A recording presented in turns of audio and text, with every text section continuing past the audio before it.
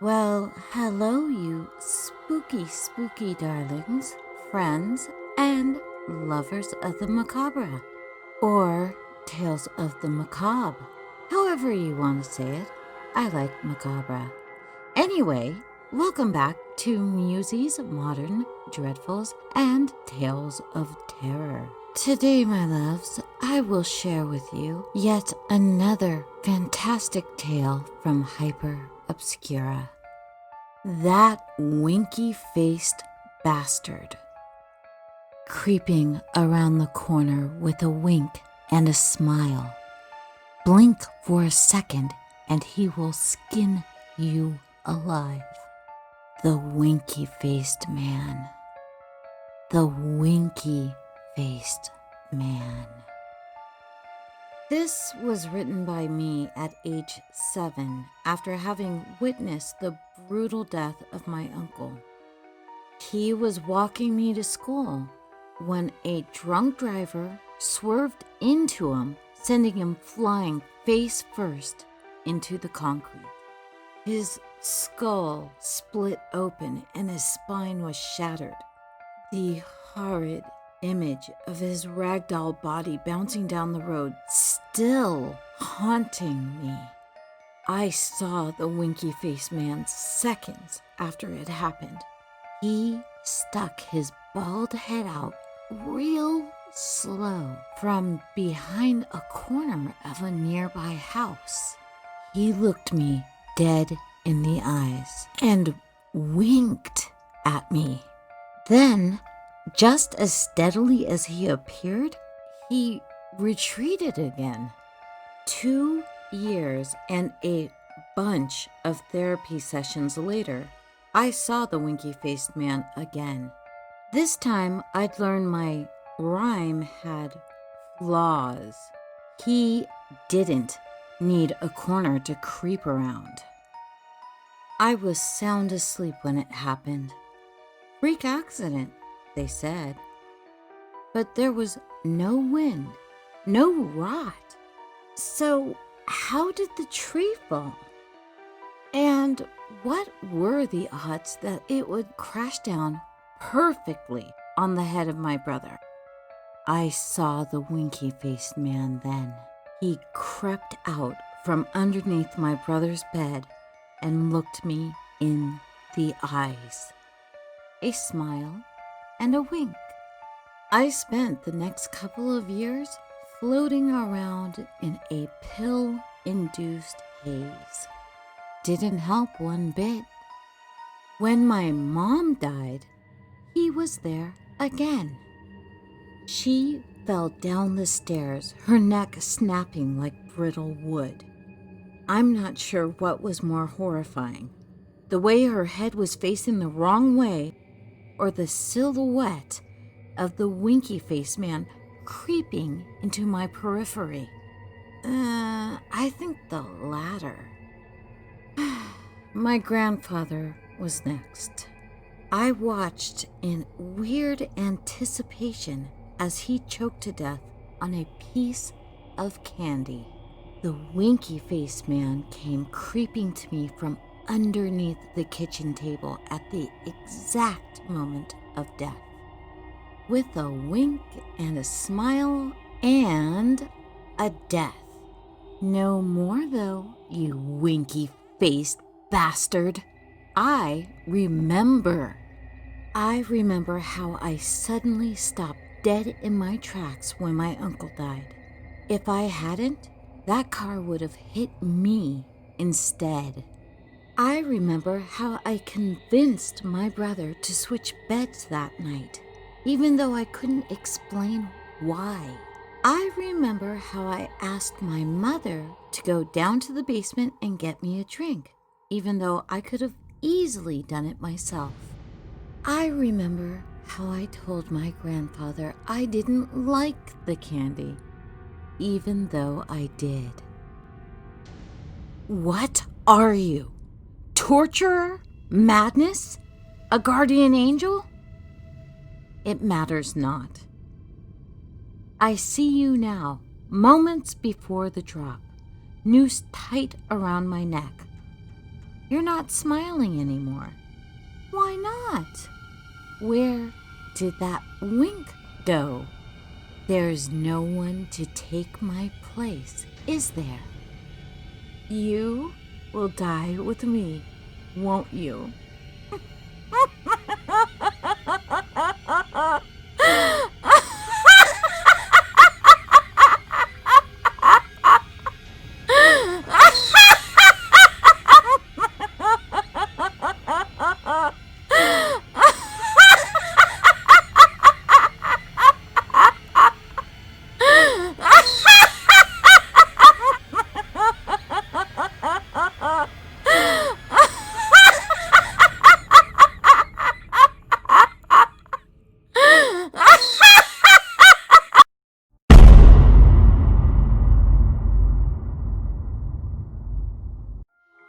Stop right there. Don't go anywhere. I have a treat for you, as I always do whenever I do anything by Hyperobscura. As such, our next story is called February 30th.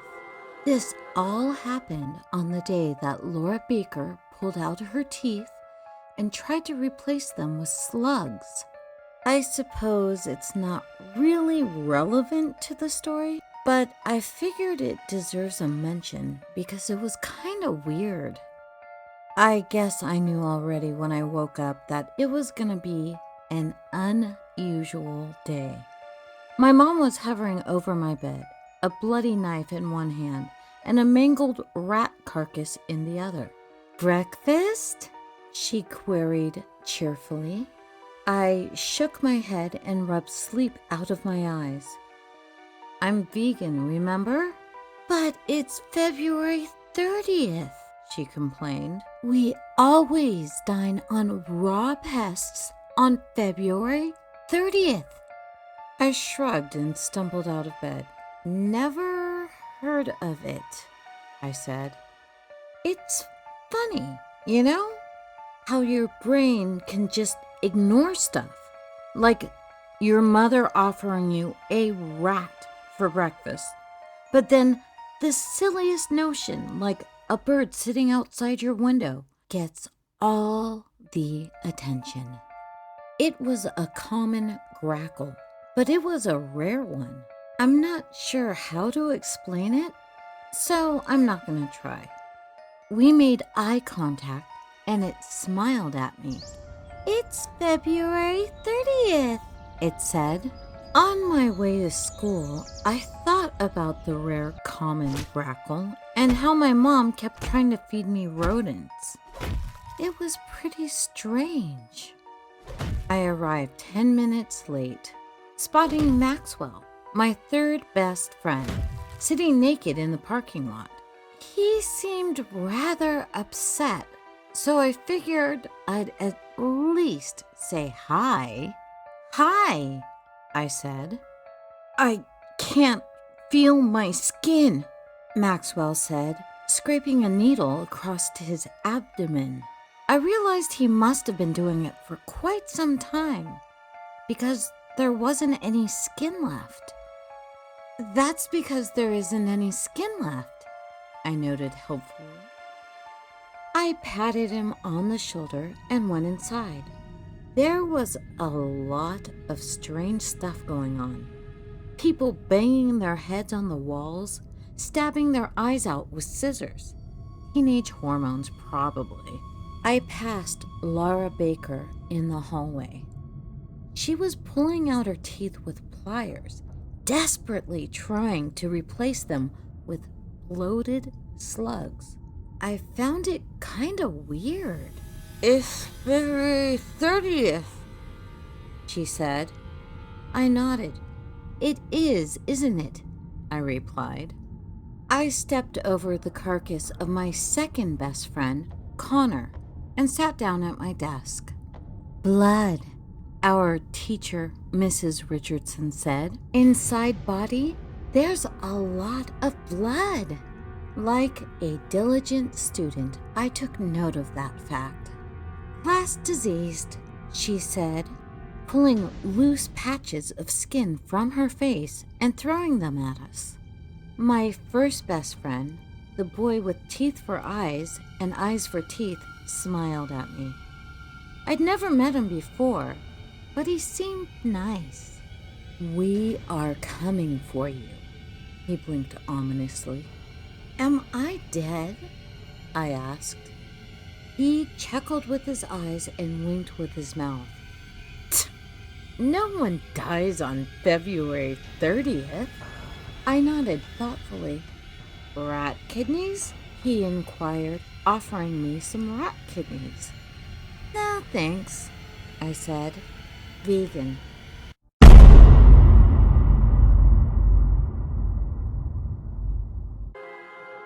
And that mind-bending and trippy gem was called February 30th by Hyperobscura.